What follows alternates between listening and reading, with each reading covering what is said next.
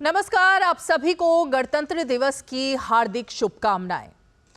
इस वक्त देश में गणतंत्र दिवस बहुत धूमधाम से मनाया जा रहा है और देश के अलग अलग हिस्सों से हमने देखा किस तरह से नए भारत की तस्वीर सामने आ रही है, नारी शक्ति की तस्वीर सामने आई। लेकिन इस बीच राजनीति में एक बड़ी खबर लगातार जिससे उथल पुथल मचा हुआ है, वो खबर सीधे बिहार से सामने आ रही है। आज से नहीं बल्कि 2 दिन से लगातार सुगबुगाहट चल रही थी कि क्या एक बार फिर से बिहार में सत्ता परिवर्तन हो सकता है। और ये सत्ता परिवर्तन सरकार हटने का नहीं होगा, मुख्यमंत्री हटने का नहीं होगा, बल्कि सिर्फ इधर से उधर नीतीश कुमार के जाने का हो रहा है। यानी मुख्यमंत्री तो नीतीश कुमार बने ही रहेंगे, लेकिन इस बार आरजेडी हटकर बीजेपी उनके साथ में, यानी बीजेपी के साथ नीतीश कुमार एक बार फिर से आते हुए दिख रहे हैं। कल से अब तक लगातार जो गतिविधियां रही उसमें पहले दिल्ली में गृह मंत्री अमित शाह के साथ लगातार बीजेपी के नेताओं की बिहार से दिल्ली तक बैठक हुई और उसके बाद बिहार में आज सुबह जब तिरंगा फहराने को लेकर एक समारोह था, या यूं कहें कि गणतंत्र दिवस का जो समारोह था राज्य में, जहां पे मुख्यमंत्री और उप मुख्यमंत्री दोनों को मौजूद रहना था, दोनों मौजूद भी रहे, लेकिन बीच में एक तस्वीर सामने आई जिसमें बीच की सीट खाली थी। ना तो नीतीश कुमार तेजस्वी की तरफ देख रहे थे, ना तेजस्वी यादव नीतीश कुमार की तरफ देख रहे थे। और अब से कुछ ही देर पहले जब बिहार में राजभवन में एट होम हुआ, यानी चाय पर जब बुलाते हैं राज्यपाल, तो मुख्यमंत्री उप मुख्यमंत्री सभी को होना होता है, लेकिन आरजेडी ने, तेजस्वी यादव ने एक तरीके से बॉयकॉट सा कर दिया। एट होम में नहीं गए और उनकी जो सीट जिस पर उनको बैठना था तेजस्वी यादव को, वहां पर चिट थी, चिट को हटाया अशोक चौधरी ने, जो कि नीतीश कुमार के काफी करीबी और वहां पर मंत्री भी हैं।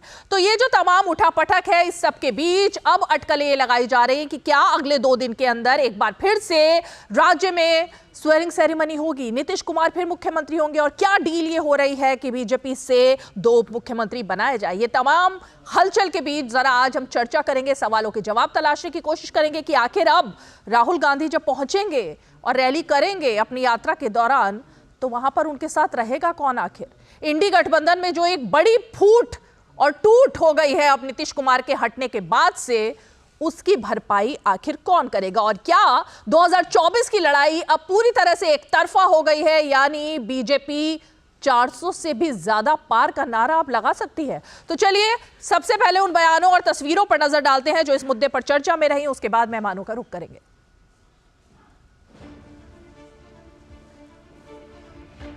आजकल तो बहुत लोग अपने परिवार को बढ़ाते रहता है, लेकिन आप समझ लीजिए कि जननायक कर्पूरी ठाकुर जी कभी भी अपने परिवार को नहीं बढ़ाए। और एक ही बात जान लीजिए कि जननायक कर्पूरी ठाकुर जी से ही सीख करके हमने भी अपने किसी परिवार को आज तक नहीं बढ़ाया है। कि नीतीश कुमार या जदयू का सवाल है, राजनीति में हमेशा दरवाजा बंद नहीं रहता है। जब दरवाजा बंद रहता हो सकता पड़ने पर खुल भी सकता है। इसके बारे में बहुत दिन पहले तो नहीं, हाल ही में हमने ऐसा कहा था कि 20 जनवरी के बाद 30, 31 तक, 25 तक कुछ न कुछ बिहार में परिवर्तन होगा। मौजूदा परिस्थिति में भी बिहार में एनडीए इतना मजबूत है कि 40 की 40 सीटें हम लोग बिहार में जीत सकते हैं। ऐसे में मुझे नहीं पता कि नीतीश कुमार जी एनडीए का हिस्सा बनते हैं या वो महागठबंधन में ही रहते हैं। जैसा मैंने कहा कि परिस्थितियों पे नज़र है और एक बार पूरी क्लैरिटी आ जाए, उसके बाद ही लोक जनशक्ति पार्टी रामविलास अपना रुख तय करेगी। संशय दूर करना, इस गठबंधन की मुखिया कौन है, गठबंधन किनके साथ बना, तो हमारी ओर से तो आप एक भी टिप्पणी नहीं देख रहे होंगे। तो मैं आग्रह करूंगा हाथ जोड़ के माननीय मुख्यमंत्री जी से कि शाम तक ये जो संशय, कंफ्यूजन, ये इधर उधर, वो सब स्पष्ट हो जाए। जो भी निर्णय होगा बड़ी परिपक्वता से और बड़ी सोच समझ करके। नीतीश कुमार जी ऐसा कोई कदम नहीं उठाएंगे जिससे उनकी छवि, उनकी पार्टी की छवि धूमिल हो। पहले ही 2 बार वो पाला बदल चुके हैं, अब अगर तीसरी बार वो पाला बदलेंगे तो बिहार की जनता की नज़र में जो उनका एक छवि है वो ख़त्म हो जाएगी। तो इन सब के बीच में ये जरूर हम बता दें आपको कि ये 5वीं बार होगा जबकि मुख्यमंत्री रहते हुए नीतीश कुमार ने एक तरफ से दूसरी तरफ जिसको ये पलटी मारना कह रहे हैं वो किया है।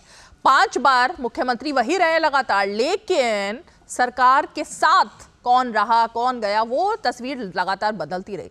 तो चलिए खास मेहमान हमारे साथ जुड़ेंगे, थोड़ा सा एक छोटा सा ब्रेक ले लेते हैं। ब्रेक के फौरन बाद चर्चा की शुरुआत करेंगे और खास मेहमानों का रुख करेंगे।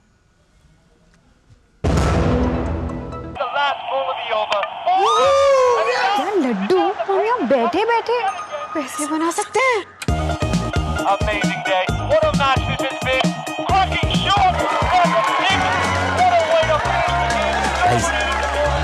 मैं तुम्हारे बिजनेस आइडिया का बड़ा फैन हूं। अब बिजनेस चाहे जो भी, SBI का करंट अकाउंट तो चाहिए ना। SBI करंट अकाउंट से सिंप्लीफाइड बिजनेस ट्रांजैक्शंस और ग्रेट कस्टमर सर्विस। SBI, देश का फैन। गोल्डी छोले मसाले, जहाँ जाए रिश्ते बनाए, जहाँ जाए रिश्ते बनाए, गोल्डी मसाले।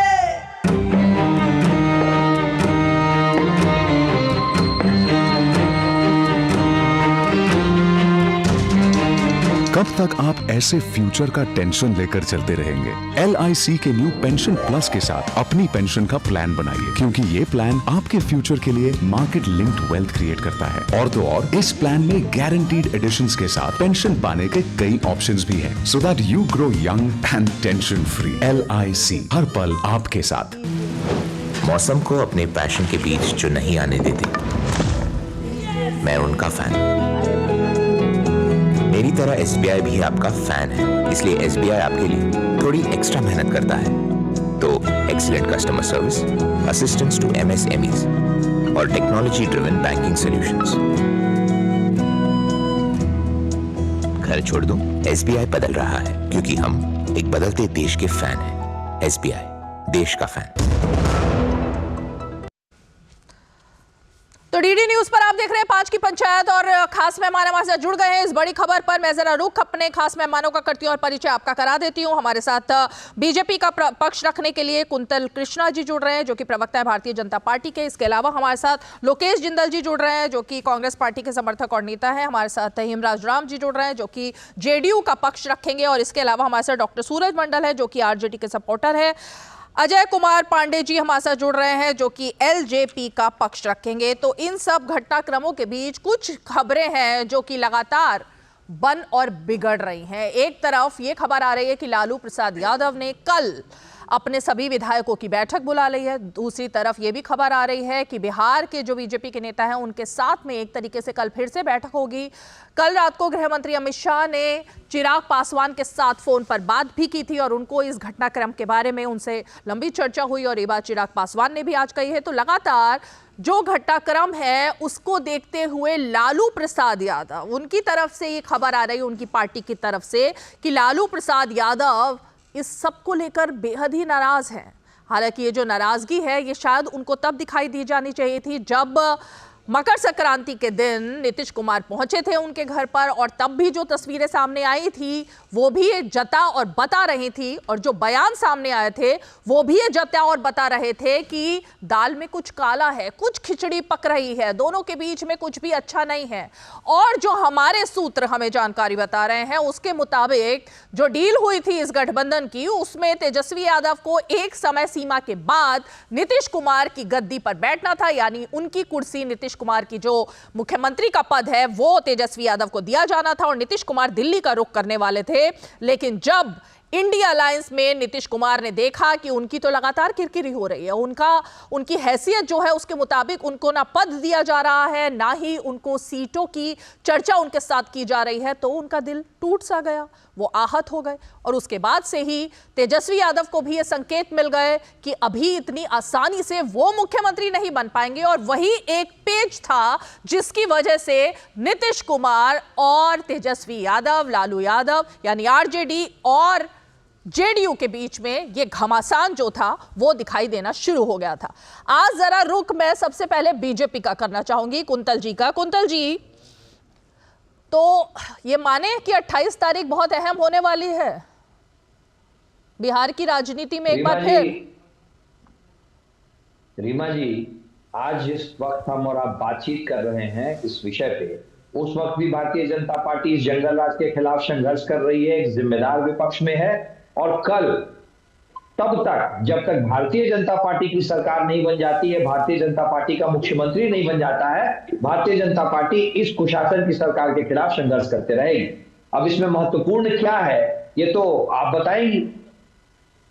नहीं, महत्वपूर्ण क्या है ये मैं कैसे बताऊं, वो तो आपकी पार्टी तय करेगी। लेकिन मुझे आप ये बताइए, आपने कहा जब तक हमारा मुख्यमंत्री नहीं बन जाएगा, ये मैंने सही सुना ना? बिल्कुल सही सुना आपने।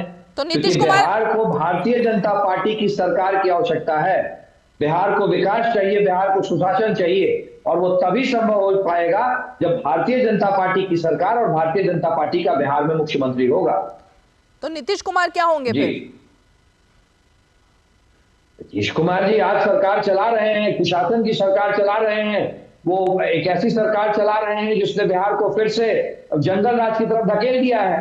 नीतीश कुमार जी से तो आप पूछे कि उन्होंने ऐसा क्यों किया। नीतीश कुमार जी ने जनता के मैंडेट को धोखा दिया है। नहीं कुंतल जी, आप थोड़ा सा कंफ्यूज कर रहे हैं मुझे भी और सब लोग जो देख रहे हैं शो उनको भी। बिहार में नीतीश कुमार आरजेडी का दामन छोड़ करके बीजेपी के साथ जो गलबैया डाल रहे हैं, उसके बाद जो खबरें चल रही हैं, जब गठबंधन हो जाएगा ऑफिशियली तो आप नीतीश कुमार को मुख्यमंत्री बनाएंगे या नहीं बनाएंगे, ये मैं जानना चाह रही हूं। रीमा जी, मैं किसी को कंफ्यूज नहीं कर रहा, मैं सारे कंफ्यूजन दूर कर रहा हूं। बिहार को भारतीय जनता पार्टी की सरकार और भारतीय जनता पार्टी के मुख्यमंत्री की जरूरत है। बिहार को विकास की जरूरत है, सुशासन की जरूरत है, और उसके लिए भारतीय जनता पार्टी की सरकार और भारतीय जनता पार्टी का मुख्यमंत्री आवश्यक है। बिल्कुल स्पष्ट शब्दों में मैं कह रहा हूं आपको। हेमराज राम जी, मैं आपका रुख करना चाहूंगी क्योंकि एक तरीके से कुंतल कृष्णा जी ने बीजेपी पार्टी का पक्ष पूरी तरह से साफ रख दिया है कि बिहार में मुख्यमंत्री होगा बीजेपी का, बीजेपी की सरकार होगी, और ये जो सरकार है सुशासन की नहीं कुशासन की है, जो नारा बीजेपी लगातार इस सरकार के खिलाफ दे रही है। तो फिर तो ऐसे में सवाल ये खड़ा होता है ना कि नीतीश कुमार अगर आरजेडी का दामन छोड़ भी देते हैं तो भी मुख्यमंत्री तो बीजेपी का ही बनना है, ऐसा उनका कहना है। देखिए, कौन किसका दामन छोड़ रहा है और किसका दामन पकड़ रहा है,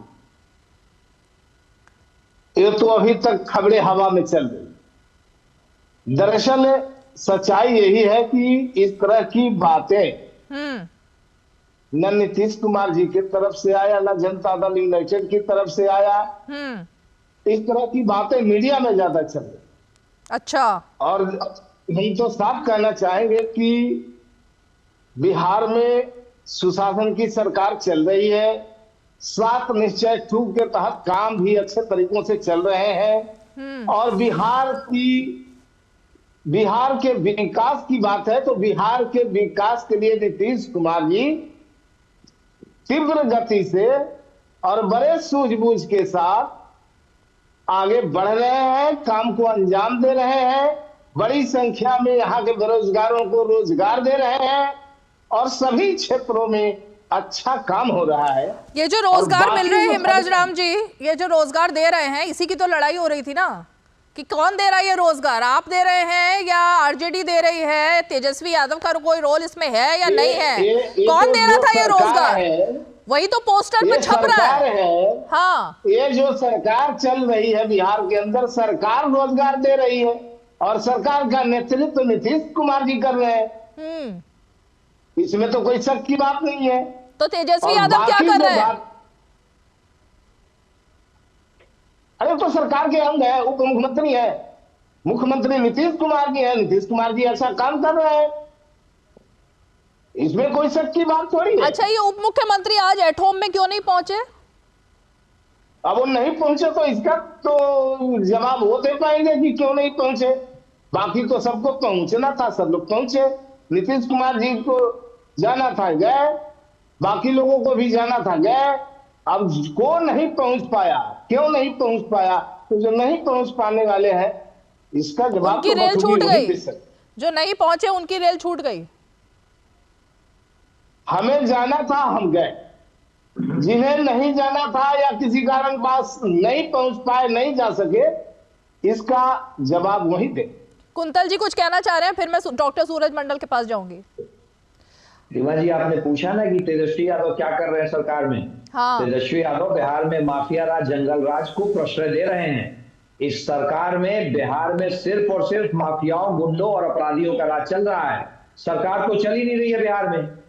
ये तेजस्वी यादव यही कर रहे हैं। लालू प्रसाद यादव और उनका परिवार जब जब सरकार में आएगा तब तब सिर्फ माफिया, गुंडे, बदमाश यही सरकार चलाएंगे, क्योंकि इनको सीधा सीधा प्रश्रय मिलता है लालू प्रसाद यादव और परिवार से। बिल्कुल स्पष्ट है।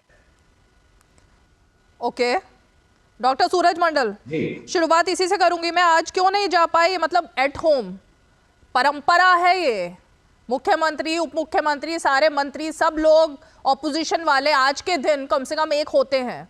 अब उप मुख्यमंत्री अगर एट होम का एक तरीके से पालन नहीं करते और उसका बॉयकॉट कर देते हैं, और वो भी ऐसे दिन जब खबरें इतनी सारी चल रही हैं, इसको क्या माना जाए?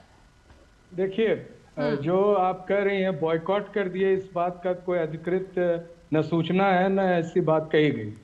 दूसरी बात मैं अभी स्पष्ट कर देना चाहूंगा, भारतीय जनता पार्टी बार बार कह रही है कि उनका मुख्यमंत्री और उनका शासन होना चाहिए। हाँ। और इसी प्रयास में वो लगातार लगी रही। हाँ। हुआ भी यही था कि उनकी शासन चल रही थी, लेकिन वो नीतीश कुमार को हटाकर जब मुख्यमंत्री अपना बनाना चाहते थे, उस समय नीतीश कुमार जी ने एक अहम फैसला किया और उन्होंने राष्ट्रीय जनता दल के साथ सरकार बनाई। और उस सरकार जो चल रही है उसमें दो बड़े दायित्व को उन्होंने पूरा किया।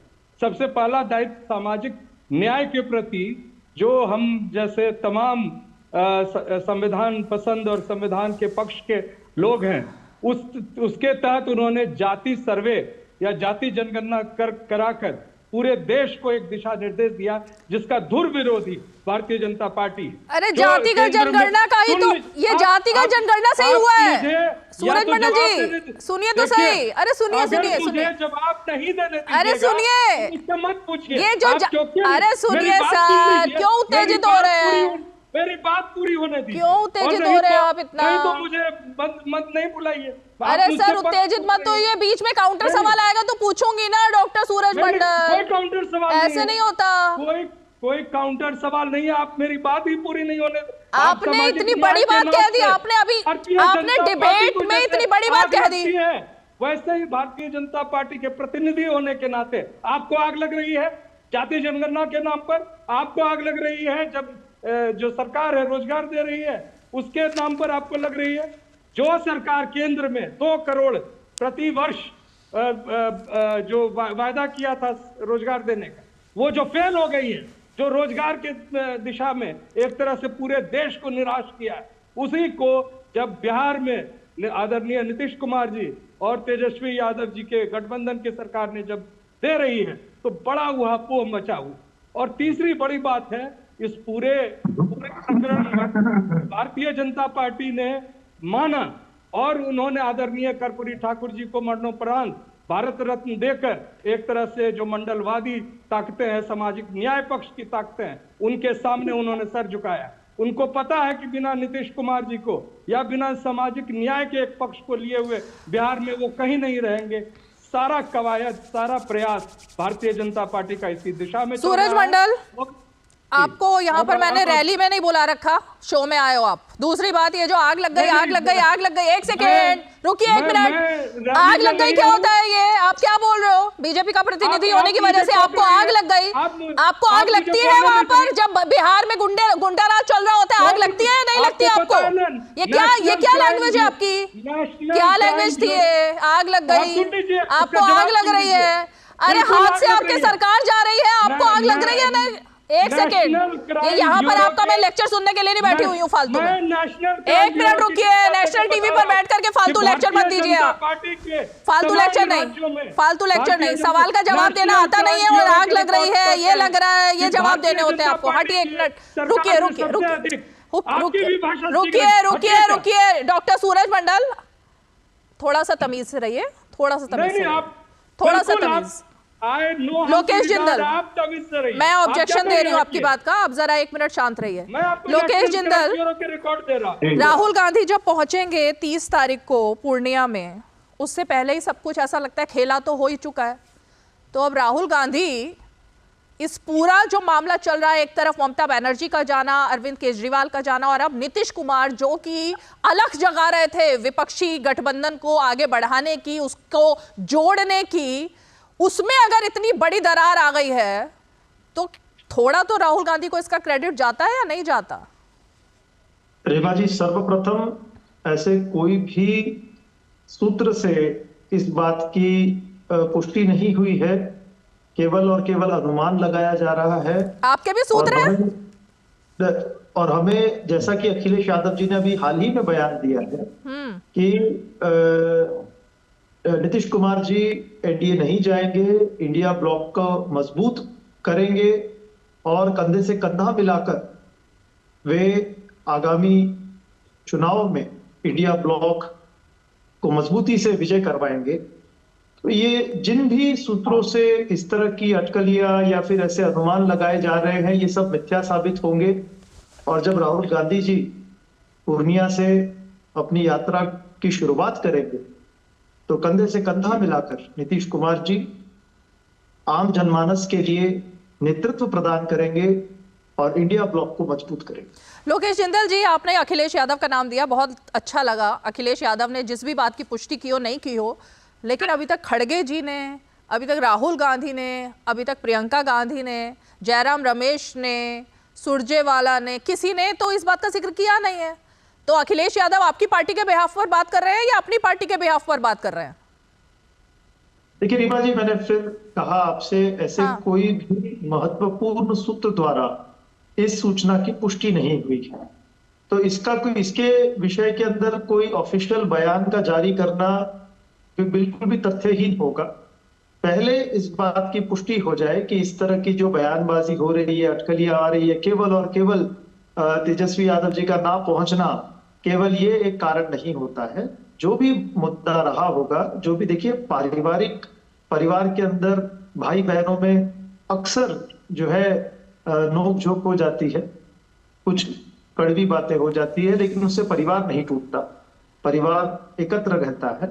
और ऐसी कोई भी जानकारी अगर होगी तो अवश्य ही ऑफिशियल बयान दिया जाएगा, किंतु अभी तक किसी भी ऐसे महत्वपूर्ण सूत्र द्वारा ऐसी सूचना नहीं। अजय कुमार पांडे जी, ये भाई बहन कौन है इसमें, इस गठबंधन में? मैं समझ नहीं पाई। आपको कुछ जानकारी लगी हो सूत्र के माध्यम से, पुख्ता जानकारी, जो कि लोकेश जी कह रहे हैं कि उनके सोर्सेज ने उनको जानकारी दी, अभी ऐसा कुछ नहीं हो रहा, हमारे सोर्सेज कुछ और कह रहे हैं। अभी तक तो मीडिया के सोर्सेज के हिसाब से ही खबरें चला करती थी और वो सोर्सेज सच भी साबित होते थे, लेकिन अब पॉलिटिकल पार्टीज भी अगर सोर्सेज के हिसाब से बयान दे रही है तो आज ये मैं अनोखी चीज देख पा रही हूँ। जी, इसी पे मुझे याद आ रहा है एक शेर कि कल तक की सियासत में मोहब्बत थी, आज की मोहब्बत में सियासत। तो इसको तो समझने के लिए थोड़ी देर, थोड़े घंटों का और इंतजार करना पड़ेगा आपको। उसके बाद चित्र पटल पे स्पष्ट होगा और देश की जनता जो नया सवेरा बिहार में होने जा रहा है उसका स्वागत करने को लालायित है। आपके सोर्सेज ने कंफर्म कर दिया है, मतलब होने जा रहा है नया सवेरा?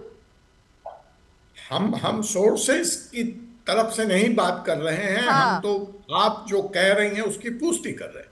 ओके, तो पुष्टि हो गई है। एक मिनट रुकिए आप लोकेश जिंदल, पुष्टि हो गई है एक पार्टी के वरिष्ठ प्रवक्ता, और वो पार्टी जो कि इस गठबंधन का हिस्सा है, अगर वो पूरी तरह से पुष्टि कर रहे हैं तो आपके कौन से सोर्सेज हैं जो मना कर रहे हैं? देखिए, हमें बहुत अच्छी तरह पता है कि भाजपा की विचारधारा क्या है, नीतीश कुमार जी की विचारधारा क्या है, और कैसे अगर इस बात की ओर हम जाते हैं कि नीतीश कुमार जी अपना सीएम पद और अपना गठबंधन छोड़कर एनडीए के साथ जाएंगे, तो ये कितना उनके पॉलिटिकल करियर के लिए भी, और मैं उन्हें बहुत बड़े पॉलिटिशियन है, बहुत बड़े नेता है और बहुत सूझबूझ के साथ वे अपने निर्णय लेते हैं। तो इस पे वर्तमान की राजनीतिक परिस्थिति को देखते हुए ऐसा अनुमान लगाना अभी तो ठीक नहीं है। केवल और केवल ये एक तरह से सब अफवाहें हैं, क्योंकि देखिए वास्तविकता बिहार में क्या है। बिहार में बहुत ज्यादा बेरोजगारी है, बिहार में बहुत ज्यादा आज के समय में महंगाई के कारण जनता त्रस्त है। भाजपा ने इसी प्रेशर के कारण कर्पूरी ठाकुर जी को भारत रत्न से नवाजा ताकि वे अपने आप को एक समाजवाद की तरफ झुकी हुई पार्टी का एक तरह से दावा कर सके, किंतु उसकी नीतियां वैसी नहीं है। नरेगा का आउटले हमेशा कम होता रहा है। सरकार की नीतियों ने केवल और केवल पूंजीपतियों की तरफ झुकाव दिखाया है, और जो आम नागरिक है, आम व्यक्ति है, उसकी तरफ सरकार ने अनदेखा एक पहलू लोकेश जिंदल जी, आप एक नई बात बता रहे हैं। 3 दिन से बिहार से लेकर दिल्ली तक सभी नेताओं ने इस बात को हाथों हाथ लिया है कि कर्पूरी ठाकुर जी को, जननायक को एक तरीके से इतना बड़ा हाईएस्ट सम्मान दिया गया, भारत रत्न। आप एक नया उसमें एंगल दे रहे हैं जो अभी तक किसी ने बोला नहीं, कि ये भी प्रेशर में आकर सरकार ने काम किया। कम से कम कुछ चीजों पर सराहना जो है वो बनती है। प्रणब मुखर्जी को जब प्रणब मुखर्जी को भारत रत्न दिया गया था तो कौन सा प्रेशर था? कांग्रेस पार्टी को तब भी कुछ प्रेशर दिख रहा था क्या? कर्पूरी ठाकुर जी की सरकार गिराने में जनसंघ का बहुत बड़ा हाथ था। मैं आज की डेट, अरे सर, इतिहास में जब आप जाते हो तो फिर मुझे पूरा चिट्ठा खोलना पड़ता है, इसलिए मैं नहीं चाहती 1 घंटा, उसके लिए 1 घंटा काफी नहीं होता डिबेट के लिए, जब पूरा कच्चा चिट्ठा निकालना पड़ता है किसने किसकी सरकार गिराई। तो लालू यादव को चारा घोटाले में कौन अंदर लेकर गया, तब किसकी सरकार थी, तो इसके भी कच्चे चिट्ठे खुलेंगे। फिर उसके बाद कौन गलवैया करता है उनके साथ, इसके भी कच्चे चिट्ठे खुलेंगे। इसलिए इतिहास में मत जाइए। अब मैं छोटा सा ब्रेक लेती हूँ, 1 मिनट ब्रेक के फौरन बाद लौटूंगी और मैं इस पर हिमराज राम जी का रुख करूंगी, जो आपने सवाल किया है, आपने जो सवाल किया उसी पर। एक छोटा सा ब्रेक।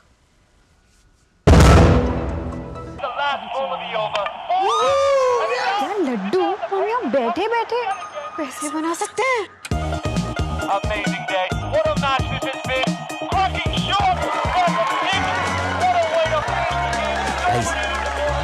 मैं तुम्हारे बिजनेस आइडिया का बड़ा फैन। अब बिजनेस चाहे जो भी, SBI का करंट अकाउंट तो चाहिए ना। SBI करंट अकाउंट से सिंप्लीफाइड बिजनेस ट्रांजैक्शन और ग्रेट कस्टमर सर्विस। SBI, देश का फैन। गोल्डी छोले मसाले, जहाँ जाए रिश्ते बनाए, जहाँ जाए रिश्ते बनाए, गोल्डी मसाले।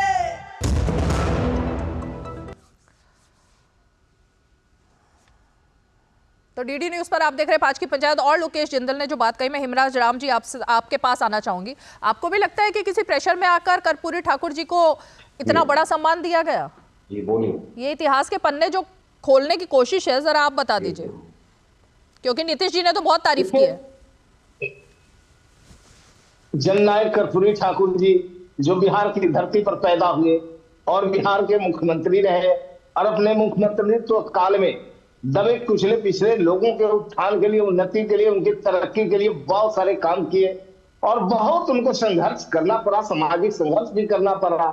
ऐसा व्यक्तित्व जो बिहार की धरती से पैदा हुआ और पूरे देश में राजनीति के क्षेत्र में पाठशाला के रूप में कर्पूरी जी का जीवनी जो है लोगों ने स्वीकार किया कि एक राजनीतिक पाठशाला थे कर्पूरी जी।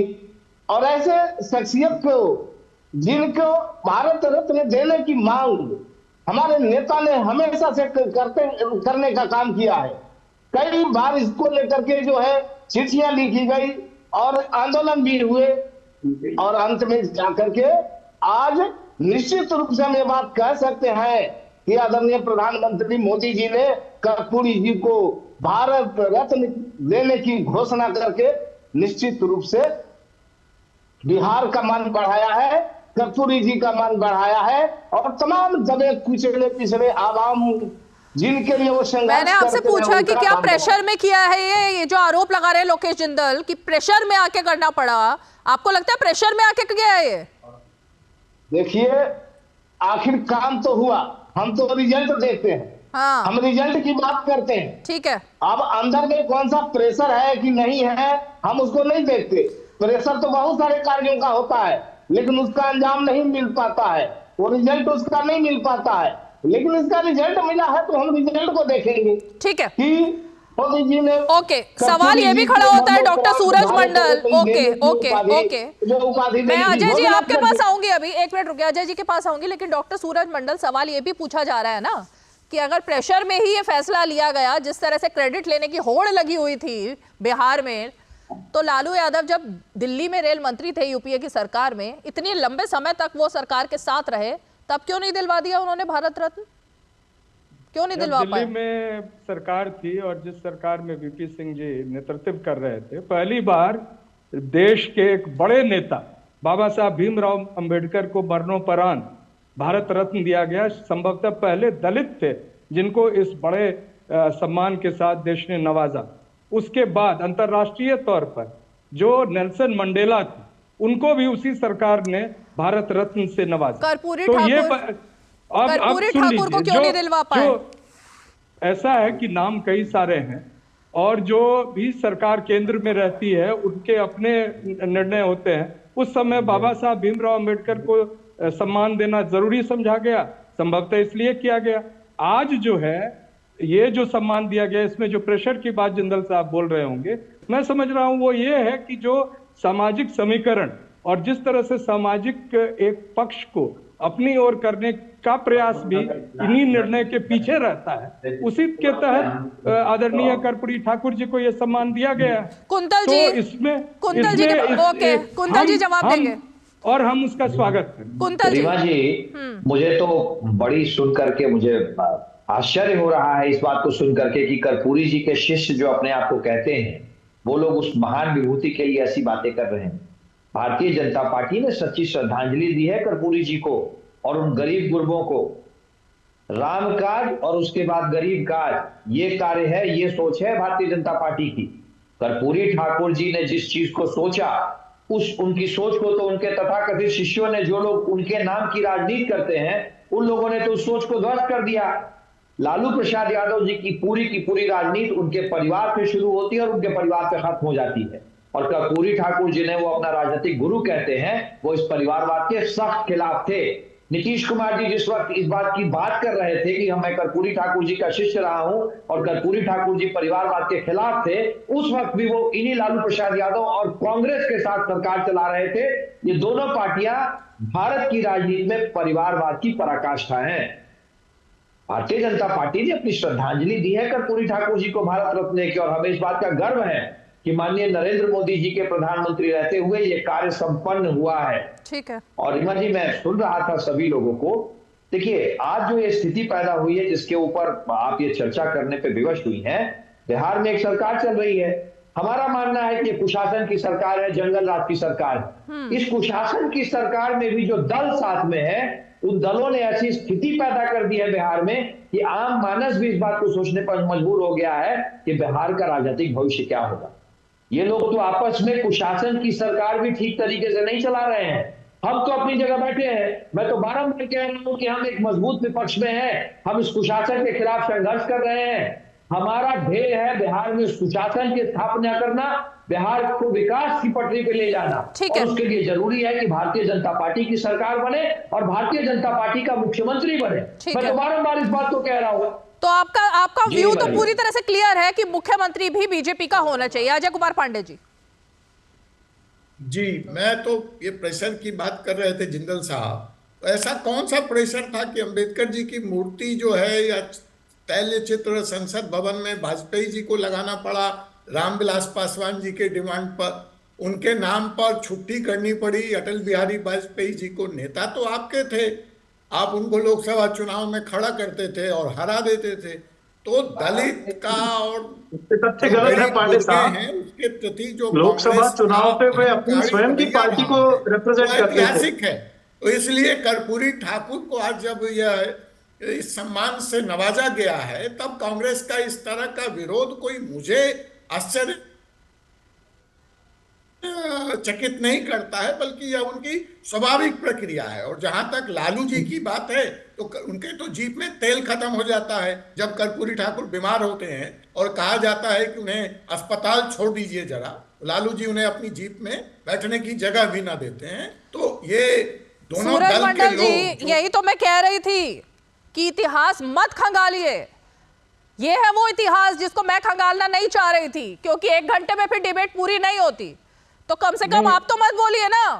सबको पता है लालू यादव जी ने क्या किया था, क्या नहीं किया था। नहीं, मुझसे आप जो पूछ रही हैं अभी, जो भारतीय जनता पार्टी ने अजय जी ने बता दिया क्या संबंध थे और कैसे संबंध थे। अजय जी से अधिक रामविलास पासवान जी से हम भी बहुत नजदीक रहे, इसलिए वो बात नहीं। देखिए, पहली बात यह है कि जिस परिवारवाद की ये बात कर रहे हैं, इस देश में सबसे बड़ा परिवारवाद परिवारवाद नहीं, उन्होंने ये कहा कर्पूरी ठाकुर जी जब बीमार थे तो लालू यादव ने अपनी गाड़ी में उनको लिफ्ट देने तक से मना कर दिया था उनको छोड़ने के लिए। ये सच है या नहीं, ये बताइए। कर्पूरी ठाकुर को हराने के लिए जनसंघ ने क्या किया, वो सच है या नहीं? बीमार कर्पूरी ठाकुर जी को ये सच नहीं, लालू यादव ने हॉस्पिटल तक ले जाना नहीं सही समझा, ये सही है या नहीं है? ये सरासर गलत है और आगे की बात भी सुन लीजिए। नहीं, सरासर गलत है ये। एक मिनट, आपने काउंटर किया। अजय जी जवाब देंगे, अजय जी जवाब देंगे। नहीं तो मंडल जी बताएं ना कि अगर जीप में ले गए थे तो कर्पूरी ठाकुर जी ठीक हो गए होते। नहीं, ये कर्पूरी ठाकुर जी बीमार कैसे हुए और क्या था उसका, उस पर डिबेट करना है तो मैं सीमा पराशर सॉरी मैं अपने एंकर महोदया को सारी डॉक्यूमेंट्स भेज देता हूँ, अभी मैं व्हाट्सएप से भेज देता हूँ। अरे चैनल पर ही दिखा दिए, चैनल पर ही दिखा दिया कीजिए ना, साथ में लेकर बैठा करिए ना। नहीं, आप साथ में आपने कहा था कि कर्पूरी ठाकुर जी पर चर्चा होगी, मैं तो मेरे पास है उपलब्ध, मैं अभी 5 मिनट का समय दीजिए मुझे यहाँ से इस डिबेट से निकलने दीजिए, मैं भेज देता हूं। चलिए, मैं आपको चुनौती दे रही हूँ, आप सारे डॉक्यूमेंट्स के साथ मंडे को जब शो होगा आपसे और अजय पांडे जी से, मंडे को सारी हकीकत पर जरा चर्चा कर लेंगे। जी ठीक है। कुंतल जी कुछ कह रहे हैं इसी बात पर आप ही की बात पर। मेरी एक बात सुन लिया जाए। एक बात जो परिवारवाद और ये कह रहे हैं कि आदरणीय कर्पूरी ठाकुर जी को जो सम्मान दिया गया, उसके साथ साथ इस देश में पिछड़ा वर्ग के साथ जितना भारी अन्याय भारतीय जनता पार्टी ने, तमाम आरक्षण भारतीय जनता पार्टी ने खत्म कर दिए हैं ओबीसी के, और मंडल कमीशन आ रहा है, प्लीज जरा ठीक कीजिए। हमारे उससे नहीं आ रहा है, आपके स्टूडियो में नहीं, मैं वही कह रही हूँ, किसी गेस्ट के पास कोई बोल रहा है, उसको जरा शांत कीजिए प्लीज। जी, ये बीजेपी ऑफिस से आ रहा होगा। देखिए आपके कुंतल जी जवाब दे रहे हैं वो जवाब सुनिए। नहीं, मेरा एक निवेदन है कि आपके कुंतल जी के नीचे आ रहा है लिखा हुआ प्रवक्ता जदयू, और इधर राम साहब के नीचे। अरे भाई ठीक कीजिए, प्रोड्यूसर ठीक कीजिए उसको, इनके कानों तक जाए, क्या चल रहा है, ठीक कीजिए उसको। मैं बात कर रहा था रीवा जी, मैं फिर अपने मेरे साथी राज राम और इसमें जो गलत चल रहा है उसको ठीक कीजिए। कुंतल जी सुधार करवा दीजिए। हो रहा है सुधार हो रहा है, वो गलती से शायद कुछ दिक्कत आ रही है, ठीक कीजिए टीम। नहीं, वो कर रहे हैं, ठीक कर रहे हैं। रीमा जी कोई बात नहीं, अब तो एक ही बात है। रीमा जी कोई चलिए कुंतल जी बताइए। स्वागत है। कुंतल जी ओके कुंतल जी, जिस बात को आपने शुरुआत करी थी, मैं दो और महत्वपूर्ण बिंदुओं पे आपसे चर्चा करना चाहता हूं रीमा जी। मैं फिर कह रहा हूं, लालू प्रसाद यादव जी से बड़ा परिवारवादी और कांग्रेस से बड़ा परिवारवादी भारत की राजनीति में कोई नहीं है। लालू प्रसाद यादव किसी कारण से जब उनको अपनी कुर्सी छोड़ने की नौबत आई थी मुख्यमंत्री की, तो पूरे राष्ट्रीय जनता दल में उन्हें सबसे लायक कोई देखा था तो उनकी अपनी धर्मपत्नी थी, जो शायद अपना नाम तक नहीं लिखना जानती थी। उसके बाद जब उनको अपने पार्टी की कमान किसी दूसरे को देने की नौबत आई, तो पूरे राष्ट्रीय जनता दल में उन्हें अपने दोनों युवराज ही नजर आए, जो शायद 10वीं तक पास नहीं है। ये तो सत्य है, इसमें तो कोई परेशानी नहीं है। नहीं, उसमें शायद नहीं है, वो तो सच है ना, शायद की जरूरत नहीं है, वो सच है। 10वीं का तो बात सच है ना, उसमें शायद क्या लगा है? इसे रीमा जी अगर इसे परिवारवाद नहीं कहते हैं तो किसे परिवारवाद कहते हैं? दूसरी बात रीमा जी, भारतीय जनता पार्टी बिहार में आज विपक्ष की भूमिका में है, परंतु कोई भी व्यक्ति जो भारतीय जनता पार्टी के नेतृत्व को स्वीकार करता है, जो माननीय नरेंद्र मोदी जी के नेतृत्व में आस्था रखता है और जो भारतीय जनता पार्टी के विकास के सिद्धांत को स्वीकार करेगा, हम उसे स्वीकार करने को तैयार हैं। मैं फिर दोहरा रहा हूं, हम इसे स्वीकार करने को तैयार हैं। जो भारतीय जनता पार्टी के नेतृत्व को स्वीकार करेगा, माननीय नरेंद्र मोदी जी के नेतृत्व को स्वीकार करेगा, नरेंद्र मोदी जी के विजन को स्वीकार करेगा और भाजपा के बिहार के मिशन को स्वीकार करेगा कि बिहार को विकसित बनाना है, हम उसे स्वीकार करने को तैयार हैं। वो तो नीतीश कुमार ने जिस तरह से बधाई दी है, उससे साफ जाहिर हो गया कि उनको नीतीश कुमार जी को नरेंद्र मोदी जी के विजन में यकीन है, इसीलिए अब बात आगे बढ़ रही है। वो तो साफ हो ही गया ना, तो इसीलिए बात आगे बढ़ रही है। लेकिन रीमा जी, राजनीति संभावनाओं का खेल है। राजनीति में कोई परमानेंट दोस्त या दुश्मन नहीं होता, संभावनाओं के दरवाजे बंद नहीं होते हैं। ठीक है लोकेश जिंदल, मैं ये जानना चाह रही हूँ कि अब जो बचा कुचा अलायंस है, जिसमें 1-2 पार्टियां अब जो बची हैं, तो अब ये माना जाए कि ये परिवारवादी पार्टियां होने का जिन पर आरोप लगता है, अब ये जो इंडिया अलायंस है ये सिर्फ उन्हीं दलों का एक तरीके से वो बना हुआ रह गया है गठबंधन, क्योंकि एक एक करके अरविंद केजरीवाल, जिसमें अभी तक परिवारवाद कुछ दिखा नहीं था, वो बाहर निकले, ममता बनर्जी वो भी लगभग बाहर ही हैं, नीतीश कुमार भी बाहर हैं, तो अब जो बचे हुए हैं वो वही हैं लोग, तो वो 2024 में कैसे लड़ेंगे? रीमा जी, हाँ, इन सभी को जोड़ता एक अहम मुद्दा है, और वो मुद्दा है इस देश का संविधान और लोकतंत्र। मैं फिर आपसे कहना चाहूंगा कि आज जो भाजपा भारत रत्न दे रही है माननीय कर्पूरी ठाकुर जी को, इसी जनसंघ ने कर्पूरी ठाकुर जी की सरकार गिराई थी 1989 में, और इसी जनसंघ ने सबसे कड़ा विरोध किया था कर्पूरी ठाकुर जी का। कर्पूरी ठाकुर जी जो रिजर्वेशन लेकर आए थे एक्सट्रीमली बैकवर्ड क्लासेस के लिए, उसका सबसे कड़ा विरोध जनसंघ की तरफ से, एक समझिए संघ की तरफ से आया था और अब तक आया रहा। किंतु चुनाव से पहले ये भाजपा का एक राजनीतिक प्रयास है ताकि वे उस वर्ग को अपनी ओर आकर्षित कर सके, उन तक पहुंच सके, ताकि आगामी चुनाव में उन्हें किसी तरह का एक माध्यम मिल जाए उन तक जाने का और अपनी विफलता छुपाने का, उनके रोजगार को लेकर, उनके शिक्षा को पहले भी बोली थी लोकेश जिंदल जी। मेरा सिर्फ सवाल ये है कि कांग्रेस पार्टी में और कांग्रेस पार्टी के जो समर्थक हैं, तमाम जो कांग्रेस पार्टी के हितैषी हैं, उन सब में एक ये जो नई होड़ चल रही है कि अपनी पार्टी के इतने लंबे इतिहास पर तो कभी बात नहीं करनी कि उन्होंने किस पार्टी को गिराया, किस पार्टी को उठाया, किसकी सरकार गिराई, किसको जेल में डाला, इन सब पर कभी बात नहीं करनी है, इस सब पर कभी जवाब ही नहीं देना है। लेकिन दूसरी पार्टी कोई भी हो वो चाहे, उसके बारे में हमेशा दिल खोलकर बात करनी है। मैंने आपसे यही तो कहा था कि लालू यादव को जेल भेजने वाली सरकार कौन सी थी, चारा घोटाले के समय में किसकी सरकार थी, और अब लालू यादव के साथ में सरकार में कौन है वहां पर कांग्रेस पार्टी और गठबंधन में? इस पर तो आपने अभी तक जवाब नहीं दिया। लेकिन बीजेपी ने क्या किया क्या नहीं, उस पर जवाब पूरा दिया आपने। जवाब दे देता हूं। हाँ, बिहार में सबसे ज्यादा सीटें आरजेडी को थी, उसके बाद बीजेपी को थी। हाँ, और जो सरकार बनाई गई आरजेडी, जेडीयू, कांग्रेस द्वारा, ये लोकतांत्रिक तरीके की सरकार थी, और इसी सरकार ने अहम नीतियां जो बिहार के जनमानस के लिए पहले वाली लोकतांत्रिक नहीं थी, करना शुरू किया। पहले वाली लोकतांत्रिक सरकार नहीं थी। नहीं, किंतु हाँ, लेकिन जब हम देखते हैं जैसा जो महाराष्ट्र में हुआ, जो मध्य प्रदेश में हुआ, जिस तरह से सरकारों को गिराया गया, जिस तरह से एक अनैतिक तरीके से, मैं कहूंगा एक अनएथिकल माध्यम से, चुनावी दावपेच द्वारा, कानूनन दावपेच द्वारा, ईडी का डर दिखाकर, सीबीआई का डर दिखाकर, जिस तरह से नेताओं को दल से हटने पर भाजपा में शामिल होने को मजबूर किया गया, भले वो अजित पवार हो, नारायण राणे हो, लालू यादव के साथ गठबंधन क्यों किया कांग्रेस ने, ये सवाल मेरा था अभी। एक पैटर्न बन गया हमारी राजनीति का, ये पैटर्न बन गया भय का, डर का, कि आप या तो भाजपा के साथ आ जाओ या फिर आपके पीछे ईडी और सीबीआई की रेड्स करा। लोकेश जिंदल जी, सवाल कुछ पूछ रही हूँ, आप जवाब कहीं ले जा रहे हो। सवाल कुछ पूछ रही हूँ, जवाब कहीं ले जा रहे हो। मेरे सवाल पर अभी तक आप एक बार भी आए ही नहीं हो। आपका सवाल कुछ होता है, जवाब कुछ होता है। एक ब्रेक लेना है मुझे कुंतल जी, फाइनल कमेंट, फिर ब्रेक लेना है। कुंतल जी जवाब दे रहे हैं, 1 मिनट सुनिए। मैं एक वाक्य में रीमा जी, हमारे भाई लोकेश जी को शायद ये नहीं पता है कि केवल और केवल संविधान, लोकतंत्र और भारत के मूल आधार को बचाने के लिए ये सभी दल एक साथ। ठीक है। हाँ, लालू प्रसाद यादव जी एक कन्विक्ट है, सजा याफ्ता व्यक्ति है, वो भी उन्हें सजा मिली है भ्रष्टाचार के मामले में। भ्रष्टाचार के मामले में सजा याफ्ता इंसान के साथ, उनकी पार्टी के साथ कांग्रेस ने हाथ मिलाया हुआ है। लोकेश जी, इस बात को आप ध्यान दें, हमने उन्हें सजा नहीं दी है, देश की कोर्ट ने सजा दी है, और भ्रष्टाचार के मामले में सजा दी है।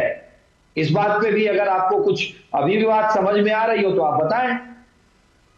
चलिए एक छोटा सा ब्रेक लेते हैं। ब्रेक के फौरन बाद मैं इस जवाब के साथ लौटूंगी और अजय जी के पास जरा कुछ और बात के लिए जाना है, लेकिन एक छोटा सा ब्रेक।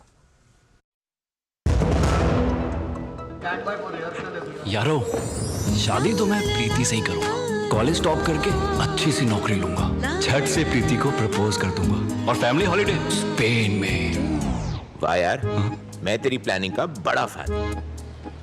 तू आज ही SBI में अपना सेविंग्स अकाउंट ओपन कर ले और अपने स्पेन हॉलिडे की सेविंग शुरू कर दे। SBI सेविंग्स अकाउंट के साथ पाइए सेफ, सिक्योर, कन्वीनियंट बैंकिंग और ग्रेट कस्टमर सर्विस। SBI, देश का फैन।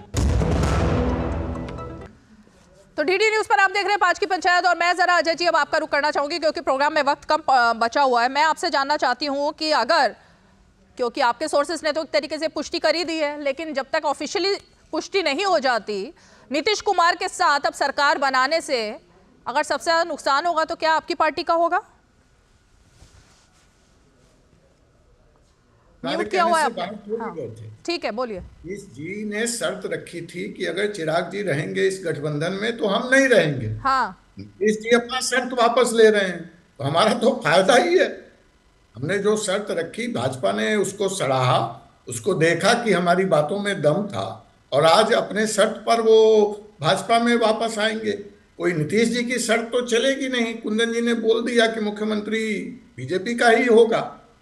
लेकिन जो सबसे बड़ी बात है कि जिंदल जी कह रहे हैं कि ईडी का डर, तो क्या नीतीश कुमार जी पे भी ईडी का डर चल रहा है क्या? इसलिए आ रहे हैं। हिमराज, लोकेश जिंदल आ रही हो आपके पास, आपने बहुत बोला, लेकिन हिमराज जी ये तो साफ है ना कि मुख्यमंत्री फिर इसका मतलब नीतीश कुमार नहीं है। फिर इसका मतलब जो सोर्सेज कह रहे हैं कि नीतीश जी ने शर्त रख दी है कि मुख्यमंत्री वही बनेंगे, फिर उस शर्त में दम नहीं है। क्योंकि यहाँ देखिए ना, दो लोग बोल रहे हैं और दोनों ऑफिशियल प्रवक्ता हैं, एक भारतीय जनता पार्टी के, एक LGP पासवान जी। सबसे पहले तो हम ये कहना चाहेंगे कि गठबंधन कहाँ जा रहा है, किसके साथ टूट रहा है, किसके साथ जुड़ रहा है, और कौन मुख्यमंत्री बनेगा नहीं बनेगा, ये तो अभी बात करने का ही मुद्दा नहीं। दरअसल इस पर किसी तरह की औपचारिक कोई बात नहीं हो पाई, न किसी तरह का कोई घोषणा किया गया, न जो है वर्तमान में जो सरकार चल रही है वो सरकार भंग हुआ, न वो गठबंधन के साथ किसी तरह की बातें खुलकर सामने आई।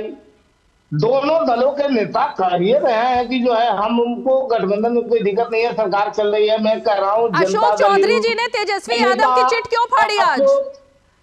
अशोक चौधरी जी जो कि करीबी माने जाते हैं ना, और है भी करीबी, मंत्री भी है, उन्होंने अपने उप मुख्यमंत्री की चिट क्यों फाड़ी आज राजभवन में? अरे उस कहा चिट फटा नहीं फटा, तेजस्वी जी गए नहीं ना। अरे तो चिट क्यों फाड़ दी उनकी? रख भी सकते थे साइड में, चिट फाड़ क्यों दी उन्होंने? देखिए, चिट फाड़ा नहीं फाड़ा, न हम वहां मौजूद थे, न इस डिबेट में बैठे हुए कोई प्रवक्ता मौजूद थे। अरे सर, शॉर्ट्स में देखिए, तस्वीरें बोल रही हैं, होने की जरूरत नहीं है वहां पर, का कोई मुद्दा नहीं है, वहां पर होने की जरूरत नहीं थी। सामने देखिए, अपनी स्क्रीन पर देख लीजिए। जब ओरिजिनली कोई बात ही नहीं है, उस पर जो है तरह तरह के जो है डिबेट शुरू हो गए, तो अखबारों में, मीडिया में तरह तरह की बातें जो है उछाली जा रही है और तरह तरह के शर्तों की बात हो रही है। हम तो सीधा कहते हैं कि बिहार में जो सरकार है 7 निश्चय पार्ट 2 के आधार पर हमारे नेता 48 घंटे का समय है सिर्फ अभी। हो सकता है सोमवार को सब कुछ हो चुका हो, तो मैं यही जो आप बोल रहे हैं ना हिमराज जी, इसको प्ले कर करके दिखाऊंगी आपको, इसी बात को जो आप बोल रहे हैं। 48 घंटे बाद कभी अचानक भूकंप हो जाए तो क्या कीजिएगा? अच्छा रीमा जी, भूकंप हो जाए तो क्या कीजिएगा? रीमा जी आगे क्या होने वाला है इस पर? ये भूकंप होने वाला है मतलब राजनीति में, आप ये मान रहे हैं? रीमा जी, आप इतनी मुश्किल में मत डालें हेमराज जी को। हेमराज जी बहुत परेशानी में पड़ गए हैं आपकी शब्दों से। कोई परेशानी की बात नहीं है, सरकार चल रही है, 7 निश्चय। अच्छा हिमराज जी रुकिए ना, चलिए मजाक अपनी जगह। नीतीश कुमार जी बिहार की आम आवाम के लिए, संस्कृति के लिए, तरक्की के लिए, विकास के लिए, रोजगार के लिए अच्छा काम कर। हिमराज जी, मैं सिर्फ ये जानना चाहती हूँ कि रोहिणी ने जो ट्वीट मतलब एक्स पर जो लिखा और उसके बाद डिलीट किसने करवाया? आप लोगों ने डिलीट करवाया क्या उनकी बात को? हम लोग तो उस बयान को जो है कोई प्रमुखता ही नहीं दी। हम लोग उस बयान का नोटिस नहीं ले रहे हैं। अच्छा, दरअसल उसके बयान की नोटिस ली जाती है जो किसी पार्टी के अधिकृत प्रवक्ता हो या बड़े लीडर। तो न वो राष्ट्रीय अध्यक्ष है, न प्रदेश अध्यक्ष है, न कोई प्रवक्ता है। तो उनके बयानों की नोटिस देने की जरूरत ही कहाँ है? हाँ। इसका मतलब वीरेंद्र कुमार जो ऑफिशियल प्रवक्ता भी है, ऑफिशियल नेता भी हैं आरजेडी के, वो अगर कह रहे हैं कि लालू यादव के आशीर्वाद से ही नीतीश कुमार मुख्यमंत्री बने हैं, तो वो तो बात सुनेंगे ना आप उनकी, वो तो ऑफिशियल है। उनको तो जवाब मिल गया। क्या जवाब तो मिल गया? क्या जवाब है? अरे लगातार जब उनका बयान आया उसके बाद फिर लगातार बात होती रही। तो नीतीश जी किसके आशीर्वाद से है? अच्छा आज आप बता दीजिए, नीतीश जी किसके आशीर्वाद से मुख्यमंत्री बने? जनता के आशीर्वाद से है, बिहार की जनता के आशीर्वाद से है, और लगातार उन अपने कामों के बदौलत, अपने कार्यों के बदौलत बिहार के मुख्यमंत्री लंबे समय से। ठीक है, मैं जरा कुंतल जी, ये दिलचस्प है कि जनता का आशीर्वाद तो आपकी पार्टी के साथ था, और सबसे कम सीटें अगर किसी की थी 45, तो वो नीतीश कुमार जी की थी, लेकिन आशीर्वाद तो उन्हीं को मिलता रहा और अभी भी फिर से मिलने जा रहा है। तो ये जनता का कैसा आशीर्वाद है जो वोटों में तो आता नहीं है लेकिन तिगड़म में आ जाता है? रीमा जी, नीतीश कुमार जी ने एक राजनीतिक पाप किया है। बिहार को वापस उन्होंने जंगल राज की तरफ ढकेल दिया है। इस पाप का उनको प्रायश्चित करना पड़ेगा। मैं स्पष्ट शब्दों में कह देता हूं, ये नीतीश कुमार जी का राजनीतिक पाप है जो उन्होंने लालू प्रसाद यादव और उसके परिवार को फिर से बिहार में सत्ता का मलाई खाने की एक नौबत ला दी। और लालू प्रसाद यादव और उनके परिवार का सत्ता में आने का मतलब होता है माफिया राज, गुंडा राज, अपराधियों का राज। बिहार आज माफिया राज से जी रहा है।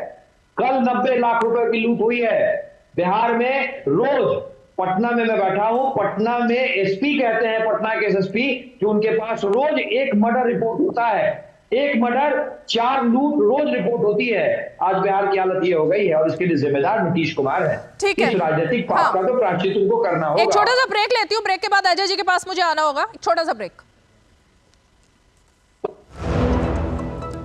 एक स्टार्टअप सॉलिड था, प्लान था कड़क, करना था समथिंग ग्रेट, पर शुरू से प्रॉब्लम्स ले घेरा यूं कि बिजनेस हुआ अपना लंबेट।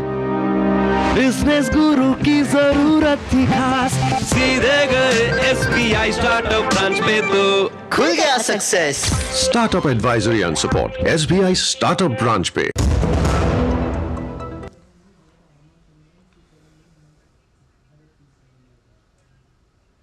चलिए, तो अब क्योंकि वक्त बहुत कम बचा है, एक एक करके मैं सबसे फाइनल कमेंट लूंगी, और आज का ये जो फाइनल कमेंट होगा ये सोमवार को जब मैं शो करूंगी ना तो उसमें चलाया जाएगा, तो सोच करके ही बोलिएगा। अजय जी, आप तो पहले ही डरा रही हैं। हाँ बताइए, सच्चाई मैं चाहती हूँ, सब सच बोले। अब अजय जी बोलिए।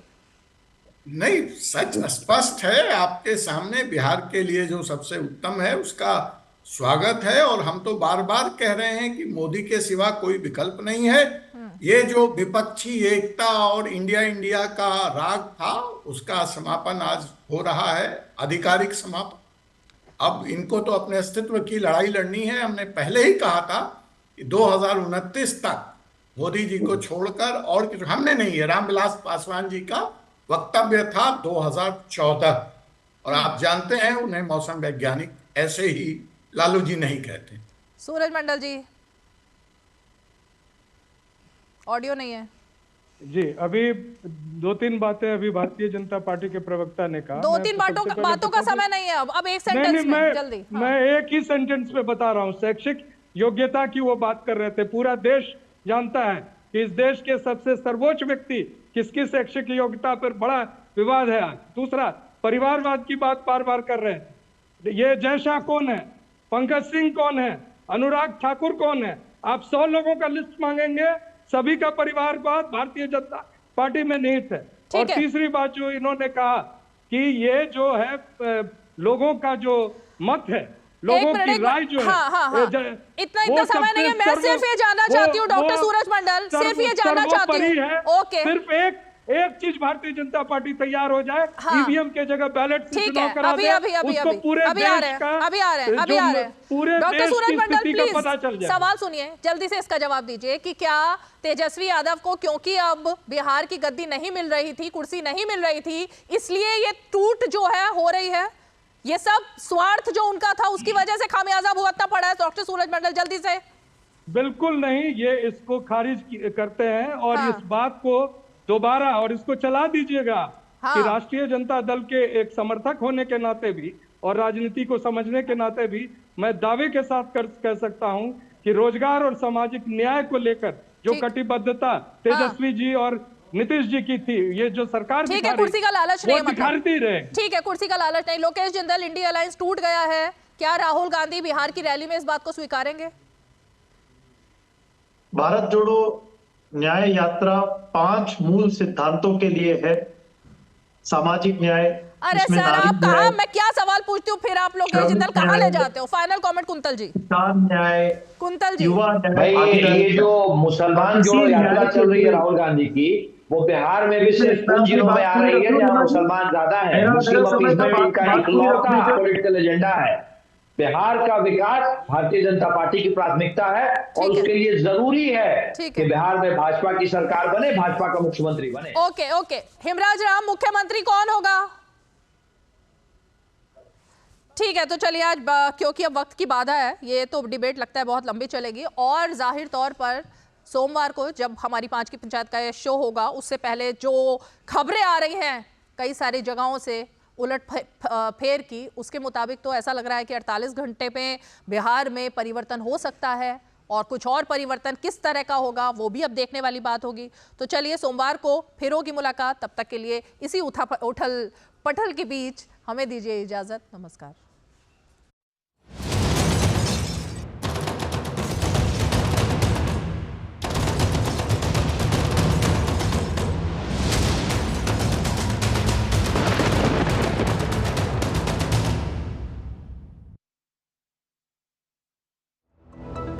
टेक स्टार्टअप सॉलिड था, प्लान था कड़क, करना था समथिंग ग्रेट, पर शुरू से